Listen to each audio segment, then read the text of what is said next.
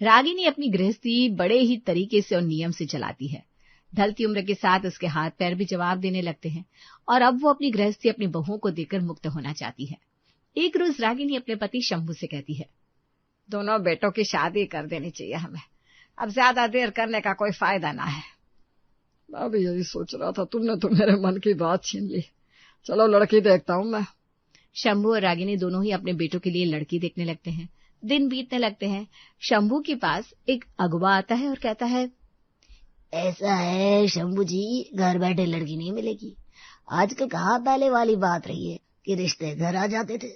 मैंने सुना है आप अपने बेटों के लिए लड़की देख रहे हैं। हाँ, सुना तो सही आपने। अब ये काम मुझे दीजिए, फिर देखिए आपके दोनों बेटों के हाथ कैसे पीले करवाता हूँ। महीने भर में सगाई और शादी दोनों करवा दूंगा। ठीक है, ऐसा है तो आप बताओ हमें लड़की। ठीक है, अगले हफ्ते का वक्त दीजिए मुझे, मैं आपके बेटों के लिए सुंदर लड़कियां देखता हूँ, लेकिन पूरे 50,000 लूंगा, उससे 1 रुपया कम नहीं। अरे ले लेना भाई, लेकिन रिश्ता अच्छा करवा दो। अगवा वहां से चला जाता है। उसके दिमाग में बस यही चलता रहता है कि कैसे भी शंभू के दोनों बेटों की शादी करवा दी जाए ताकि उससे पैसे मिल जाए। अगवा अपना पूरा दिमाग चला लेता है, लेकिन कोई भी लड़की वालों को शंभू के दोनों बेटे संदीप और विकास पसंद नहीं आते। अब क्या करूं, दिमाग ही नहीं चल रहा है, मेरा माथा खराब हो गया।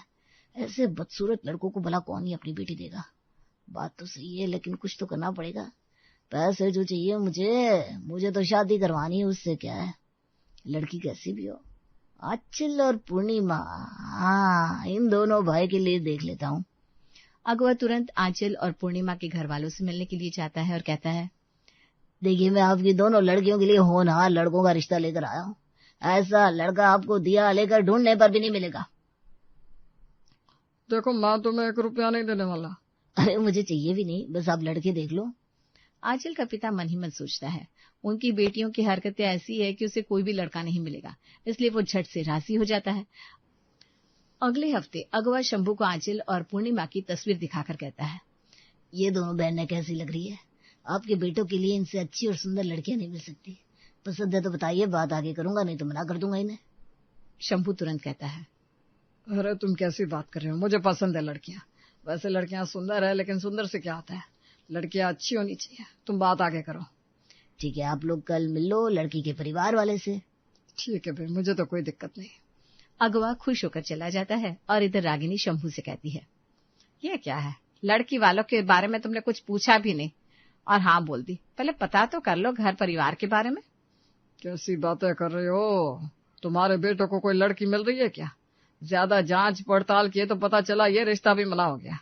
लड़की सुंदर है, देखो मैंने तस्वीर देखी है, तुम भी देख लो। आप समझ नहीं रहे, मुझे नहीं पता, जो करना है करो। ऐसे ही लड़की वालों के घर आदमी नहीं चला जाता, तैयारी भी करनी पड़ती है। और इसमें तैयारी क्या करनी है, बस झट से नेक कर देंगे और क्या, दोनों बहुओं को लिफाफा पकड़ा देना। ठीक रहेगा ये, वरना अभी कहाँ से कपड़ा और दूसरी चीजों का लफड़ा करूंगी। अगले दिन शंभू रागिनी अपने दोनों बेटों के साथ आंचल और पूर्णिमा को देखने पहुंच जाते हैं। रागिनी आंचल और पूर्णिमा को देखकर कुछ पूछती ही नहीं। दूसरी तरफ आंचल और पूर्णिमा के घर वाले भी संदीप और विकास से कुछ पूछते नहीं और रिश्ता पक्का हो जाता है। महीने भर में ही संदीप और विकास की शादी हो जाती है और अगवा अपना पैसा लेकर गायब। मुझे क्या है, मुझे तो मेरे पैसे मिल गया। अब इनका बहू माथा फोड़े या बहुओं का, ये मुझे क्या है, बड़ी मेहनत से पैसे देखने को नसीब हुआ है। अगवा चला जाता है। इधर रागिनी अपनी दोनों बहुओं का स्वागत बहुत अच्छे से करती है और कहती है, बहू अब तुम लोगों को ही सब करना है।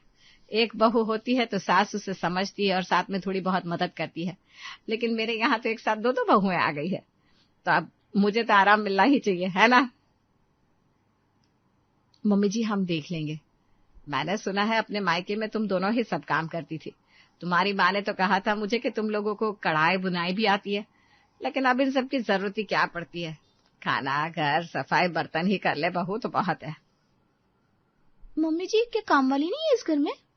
बहू काम वाली तो मैंने कभी रखी नहीं, लेकिन अभी शादी का घर है तो एक काम वाली को रखना पड़ा था, बस अगले हफ्ते उसे हटा दूंगी, तब तक तुम दोनों भी एडजस्ट हो जाओगी। यहाँ आंचल और पूर्णिमा एक दूसरे को देखती है और मुस्कुराकर एक साथ कहती है, हाँ मम्मी जी हो जाएगा, आप बेफिक्र रहिए।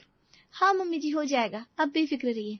रागिनी अपने कमरे में चली जाती है और आंचल पूर्णिमा से कहती है, मम्मी जी कढ़ाई और बुनाई की बात करती है, अब देखो कैसे मैं तख्ता पलट कर रहती हूँ इस घर का। हम और काम करेंगे। कभी नहीं, मायके में तो कभी हमने एक गिलास पानी भी नहीं उठाया, और मम्मी जी को लगता है यहाँ हम उन्हें काम करके निहाल कर देंगे। अरे बहन, निहाल हम उन्हें नहीं, अब खुद को करेंगे। मम्मी जी बोलती रहेंगी और हम कान बंद रखेंगे। गरम लस्सी और ठंडी चाय मम्मी जी को पीनी पड़ेगी अब। आंचल और पूर्णिमा एक दूसरे के गले लगकर अपने अपने कमरे में चली जाती है और अगले दिन सुबह आंचल और पूर्णिमा 9 बजे उठती है। रागिनी को लगता है कि बहुओं का पहला दिन है तो वो उन्हें कुछ कहती नहीं। रागिनी और पूर्णिमा नाश्ता बनाकर लाती है और सबको परोसती है। नाश्ता देखकर शंभू और बाकी सबके मुंह का रंग बदल जाता है। दाल चावल दिन में भला कौन खाता है? मैं तो हमेशा रात में ही खाता हूँ। और मैं दोपहर में। ये नाश्ते में दाल चावल थोड़ा अजीब नहीं लगा तुम दोनों को? ये तो नहीं खाया जाएगा मुझसे। बहू, तुम दोनों को खाना बनाने से पहले मुझसे पूछना तो चाहिए था। यह कौन सी बात हुई? अब कोई नाश्ता करेगा ही नहीं तो बनाने का क्या फायदा? हमारे यहाँ दिन में कभी दाल चावल नहीं बनते। मम्मी जी, आप ही ने कहा था सब तुम लोगों को ही संभालना है। अब हमारे मायके में तो हम सुबह ही दाल चावल खाते थे। कोई बात नहीं बहू, कुछ मंगवा लेते हैं बाजार से। संदीप, बाजार से कचौड़ी ले आजा। हाँ पापा, जाता हूँ। सब कचौड़ी सब्जी खाते हैं और दाल चावल दोपहर में खाते हैं। इस तरह आंचल और पूर्णिमा को दोपहर में कोई काम नहीं करना पड़ता। शाम को रागिनी शंभू से बात कर रही थी। बहुओं की माँ ने तो बहुत तारीफ की थी बहुओं की। ये आता है उन्हें, वो आता है उन्हें, सारा घर यही दोनों संभालती है। और देखो ये तक नहीं हुआ कि शाम को सास ससुर से चाय पानी ही पूछ ले। तुम ना कुछ ज्यादा ही सोच रही हो। ये दोनों भी नई है, एक बार में सब समझ जाएगी। तुम खुद से बोल दो भी चाय बनाने को। आप ना मुझे कभी सही नहीं समझेंगे। आंचल बेटा सुनो। आई मम्मी जी। आंचल आती ही रागिनी उससे कहती है, बहू शाम का समय है, चाय पानी कुछ बनाओ। हाँ हाँ मम्मी जी, क्या बना दूं आपके लिए, चाय या कॉफी? बहू मेरे लिए एकदम गरम चाय। और हमारे यहाँ ना सुबह भी चाय सब पीते हैं, तो सुबह जल्दी उठ जाना। हाँ ठीक है मम्मी जी। पापा जी आप क्या लेंगे, चाय या कॉफी? बेटा मुझे तो लस्सी पसंद है, एकदम ठंडी ठंडी लस्सी ले आ, पीकर मैं बाजार जाऊंगा। अभी पूर्णिमा से बोलकर बनवाती हूँ, मैं अपने कपड़े अलमारी में लगा रही थी। हाँ हाँ कोई बात नहीं बहू। आंचल पूर्णिमा को चाय और लस्सी बनाने को कहती है। पूर्णिमा रसोई में जाती है। चाय ठंडी और लस्सी गर्म बनाने को कहा है ना दीदी ने, आज उनकी पसंद का ही बना देती हूँ। पूर्णिमा चाय चढ़ाती है और दूसरी ओर लस्सी बनाती है। चाय तो मम्मी जी ने ठंडी मांगी थी, एक काम करती हूँ उसमें बर्फ डाल देती हूँ, चाय तो ठंडी हो जाएगी। लेकिन लस्सी कैसे गर्म करूँ? एक काम करती हूँ लस्सी में गर्म पानी डाल देती हूँ। पूर्णिमा गर्म पानी करके लस्सी में डालती है और चाय और लस्सी ले जाकर अपने सास ससुर को देती है। देखते ही रागिनी कहती है, बहू हाथ थोड़ा जल्दी चलाना सीख, एक चाय और लस्सी बनाने में इतना वक्त लगता है क्या? मम्मी जी वो चाय को ठंडी और लस्सी को गर्म करने में वक्त लग गया। अरे बेवकूफ, चाय कौन ठंडी पीता है? सब काम उल्टे करने ही आते हैं क्या? शंभू लस्सी देखता है और उठकर चल देता है। रागिनी बोलकर रह जाती है। फिर पूर्णिमा आंचल से कहती है, दीदी तुमने मुझे जो कहा वही तो मैंने किया। अरे मैंने उल्टा कहा ताकि अब से मम्मी जी हम दोनों को चाय और लस्सी बनाने को कभी ना कहे। अरे कसम, तो मुझसे भी आगे निकल गई दीदी। दिन बीतने लगते हैं। इसी तरह एक हफ्ता बीत जाता है और कामवाली का महीना पूरा हो जाता है। रागिनी कामवाली को हटाने लगती है। तभी आंचल रागिनी से कहती है, मम्मी जी मैं क्या बोल रही थी, कामवाली को रहने देते हैं ना, झाड़ू पोछा करना बड़ा भारी हो जाता है क्योंकि 3 टाइम गर्म खाना बनाना पड़ता है। अरे बहू इसी बीच तो टाइम निकालना पड़ता है। मैंने जिंदगी भर बिना काम वाली से ही काम किया है, वो भी अकेले, और तुम दोनों तो दो दो, फिर कोई दिक्कत नहीं होगी तुम लोगों को। जैसे भी करो, करना तो तुम दोनों को ही होगा। पूर्णिमा आंचल को आंख से इशारा करती है और आंचल कहती है, ठीक है मम्मी जी, मैं और पूर्णिमा कर लेंगे सब काम।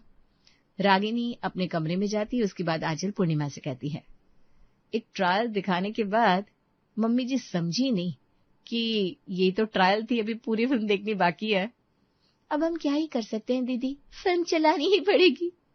आज का दिन निकल जाता है। अगले दिन सुबह रागिनी अपनी और सबकी चाय बना लेती है। तब जाकर आंचल और पूर्णिमा उठती हैं। दोनों बहू उठते ही नहा धोकर सीधे रसोई में चली जाती है और डोसा तैयार कर लेती है। नाश्ते में डोसा देखकर रागिनी कहती है, बहू नाश्ते में डोसा और इडली दोनों बना लेती। मम्मी जी अब सारे काम तो हमें ही करने हैं ना, चाहे जैसे करें। तो अभी हमने डोसा बना लिया ताकि फिर इडली बनाकर रख देंगे दिन भर की, और फिर बाकी के काम कर लेंगे। कोई बात नहीं है बहू। मेरे तो ऑफिस के बाहर भी सुबह डोसा मिलता है, मैं खा लूंगा।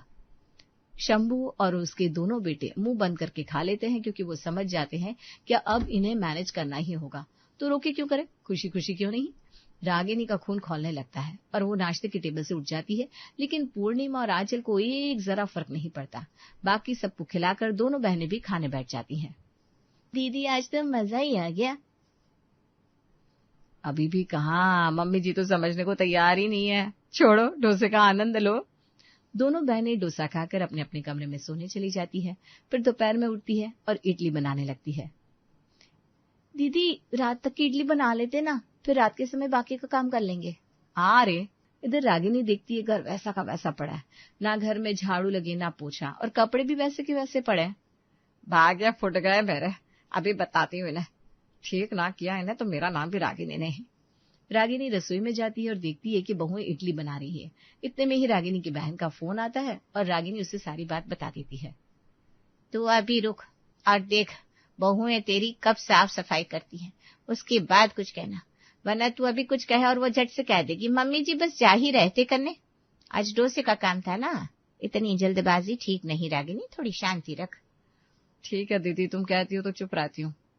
आंचल और पूर्णिमा इडली बनाकर रख देती है दिन भर की, और फिर दोपहर का खाना लगाती है। संदीप और विकास तो अपने अपने काम पर रहते हैं। शंभू इडली खाकर बहुत तारीफ करता है। बहू इडली तो बहुत स्वाद है, एकदम नरम। थैंक यू पापा जी। रागिनी 2 इडली खाती है और कहती है, बहू मुझे तो डोसे दे दे। डोसे? डोसे का नाम सुनकर आंचल और पूर्णिमा के तोते उड़ जाते हैं और एक दूसरे का मुंह देखने लगती है। क्या हुआ, एक दूसरे को निहारती ही रहोगी या डोसे दोगी भी? वो मम्मी जी डोसे तो खत्म हो गए, सुबह जितना ही बनाया था, मसाला नहीं है। थोड़ा ज्यादा बनाना सीखो। अगर मैं सुबह खा लेती तो क्या होता? बहू के आने के बाद सास बैठकर खाती है और यहाँ लगता है मुझे भूखे ही रहना पड़ेगा।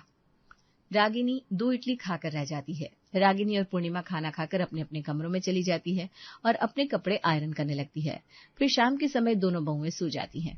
रागिनी को गुस्सा आता है लेकिन वो कुछ नहीं कहती।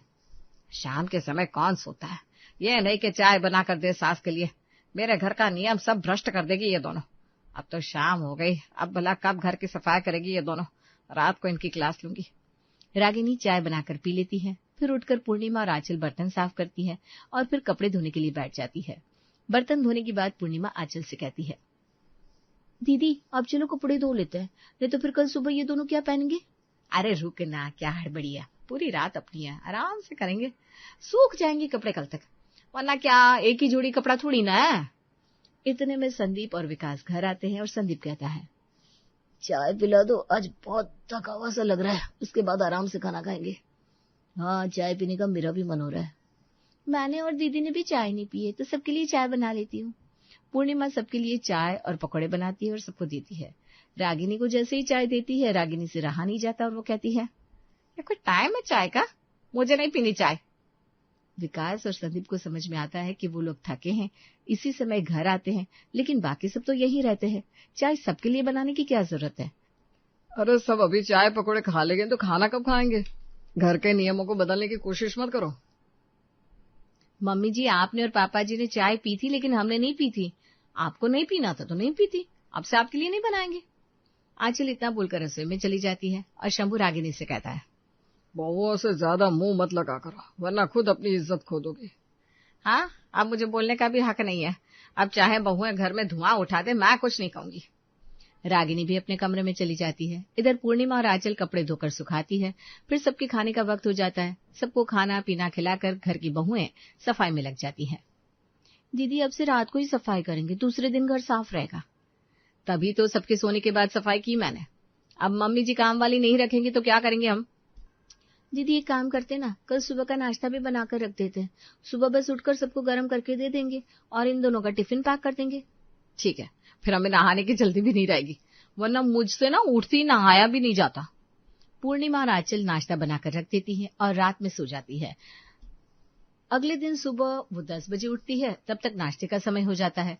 उठते ही पूर्णिमा और आंचल सीधे रसोई में जाती है और सबके लिए नाश्ता लगा देती है और अपने अपने पतियों का टिफिन पैक करके उन्हें देती है। अब पूर्णिमा और आंचल पूरे घर के नियमों को बदल देती है, दिन का काम रात में और रात का काम दिन में। इसी तरह महीने बीत जाते हैं और रागिनी के बर्दाश्त की क्षमता खत्म हो जाती है। एक रोज वो शंभू से कहती है, मैं चली बनारस, अब मेरा इस घर से कोई लेना देना नहीं। बोल तो मैं सकती नहीं बहुओं का कुछ, और यह सब मुझसे देखा नहीं जाएगा। मेरी रसोई में बिना नहाए धोए घुस जाती है दोनों। घर रात को साफ होता है। कभी मेरे राज में ऐसा नहीं हुआ। जो नहीं देखना था वो सब दिखा दिया इन दोनों ने। रागिनी अपना सामान पैक करने लगती है। तभी शंभू उसका हाथ पकड़कर रोकता है। तुम्हें पता है ये सब क्यों हो रहा है? बहुएं अकेले सारा काम करना नहीं चाहती और तुम उन पर सब थोप रही हो। अब इसका एक ही उपाय है जिससे तुम्हारी बात भी रह जाए और बहुएं ये सब उल्टे काम ना करें। तो अब आप ही बताइए। काम वाली रख लो, वही वाली जो घर में शादी के समय थी। फिर तुम उनसे कपड़े, बर्तन और घर की साफ सफाई करवा लेना और तुम्हारी बहुएं खाना बना लेगी, कोई दिक्कत नहीं होगी। ऐसा नहीं है, काम वाली रहेगी ना तब भी ये दोनों यही करेंगी, क्योंकि इनको उल्टा सीधा काम ही आता है। अरे एक बार करके तो देख लो। बहुएं नहीं मानेगी तो तुम फिर वही करना जो तुम्हें करना है। मैं तुम्हें कुछ नहीं कहूंगा। ठीक है।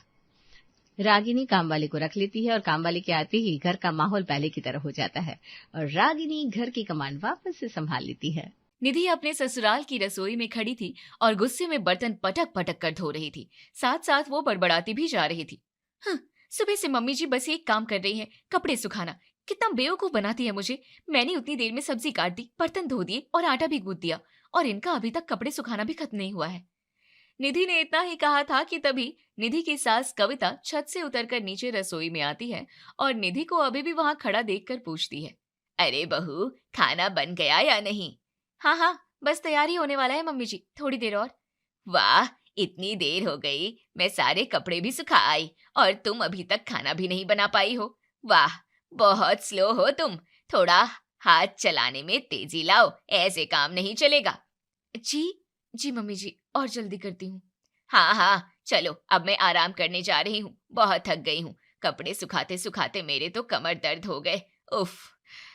कविता वहां से चली जाती है, मगर उसका ताना सुनकर निधि को और भी ज्यादा गुस्सा आ जाता है। लेकिन वो कुछ कहती इससे पहले ही कविता रसोई से बाहर चली जाती है। देखो तो इन्होंने छत पे जाके केवल कपड़े सुखाए और ये थक गई। और मैं क्या मशीन हूँ? इतनी देर से खाना बनाने में लगी हुई हूँ। गुस्से में निधि फिर से अपना काम करने में लग जाती है। जैसे तैसे सारा काम खत्म होता है और निधि को आराम करने का मौका मिलता है। लेकिन शाम को निधि की ननद घर पर आती है। अरे भाभी, कैसी हैं? बहुत कमजोर लग रही हैं। आजकल डाइटिंग शाइटिंग करने लगी हैं क्या आप? नहीं दीदी, घर में इतना काम पहले से ही है कि काम कर करके ही मैं पतली हो गई हूँ। डाइटिंग करने की जरूरत ही नहीं पड़ती।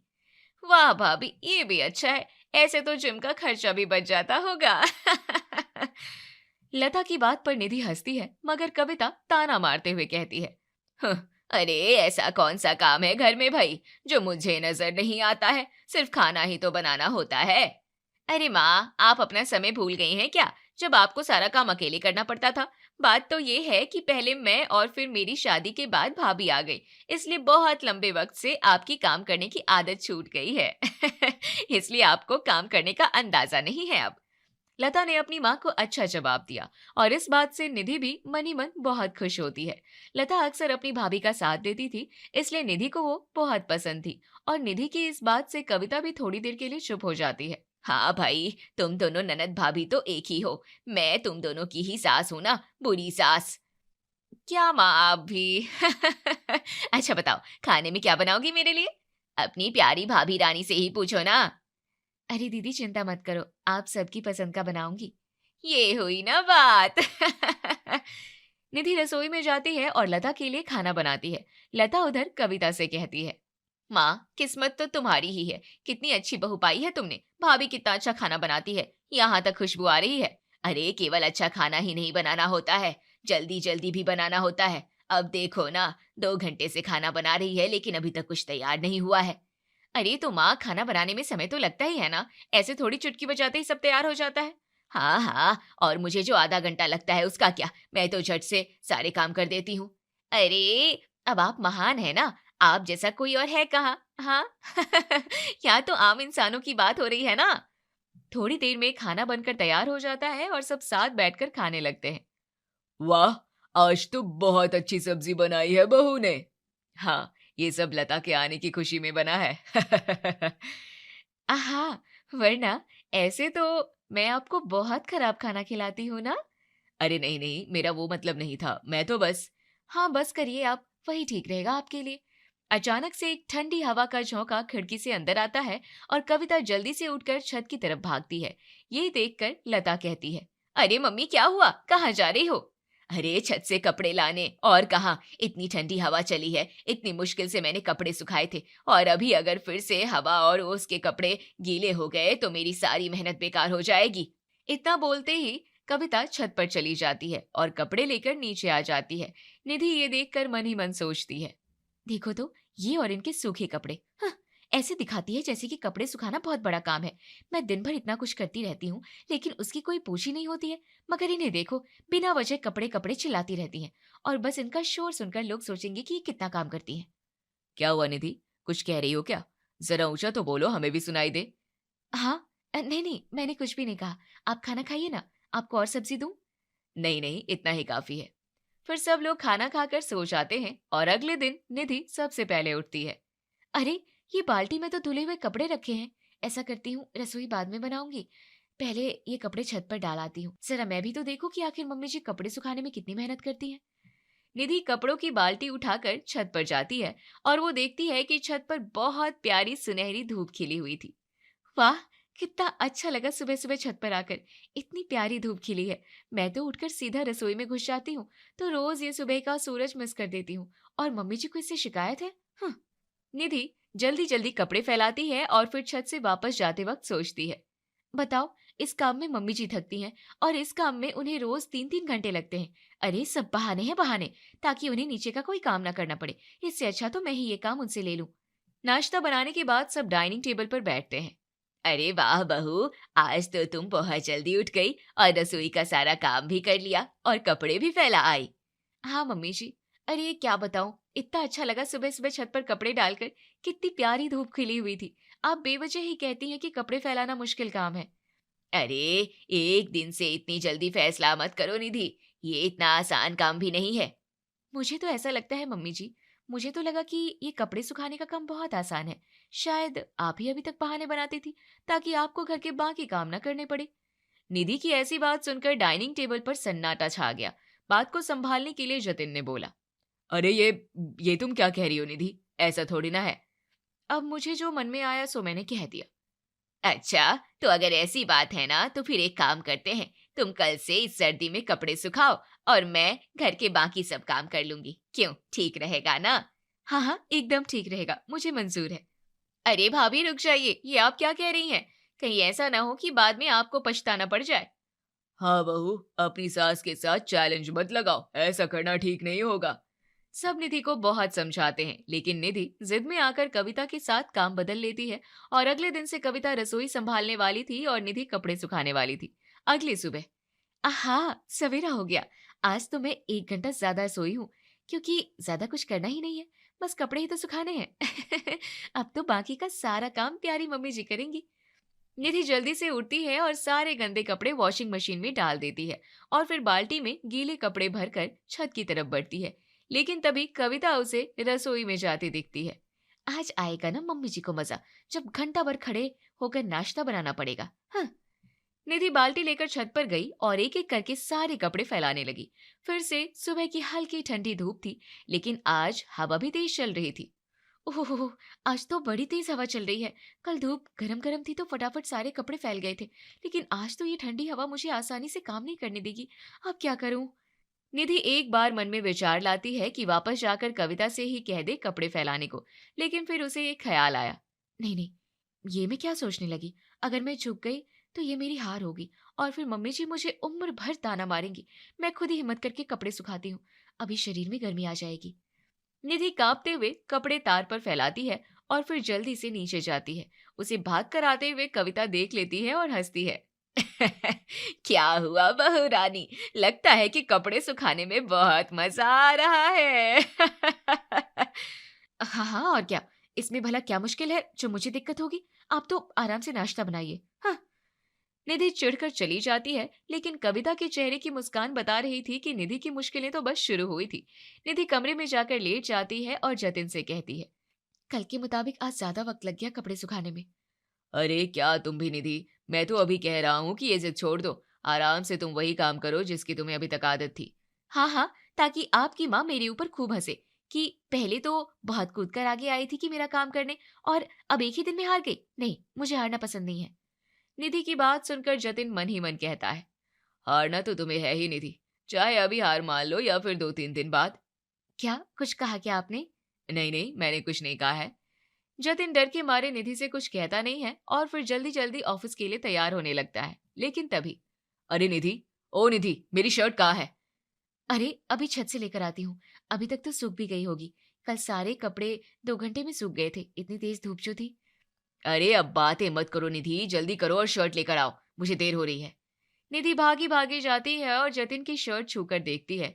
अरे ये क्या, ये तो अभी तक गीली है, अब क्या करूं? निधि जल्दी करो ना। हाँ हाँ आई। निधि जल्दी से उस शर्ट को नीचे लेकर जाती है और उसे प्रेस करने लगती है। ओफो निधि, अब तुम इसे प्रेस क्यों कर रही हो? अरे बस हो गया, 2 मिनट रुकिए ना, ये अभी सूखी नहीं है ना। निधि जल्दी जल्दी में शर्ट प्रेस करती है और जतिन को दे देती है। फिर जतिन ऑफिस चला जाता है। तुम्हें क्या लगा था बहू, मेरा काम इतना आसान है क्या? धीरे धीरे तुम्हें समझ आ जाएगा कि इस सर्दी के पल पल बदलते मौसम में कपड़े सुखाना कितना मेहनत का काम है, और फिर तुम्हें मेरी कदर समझ में आएगी। निधि बहुत ढीठ थी, उसे पीछे हटना गवारा नहीं था। लता देखती है कि निधि और भी कई कपड़ों को प्रेस कर रही थी।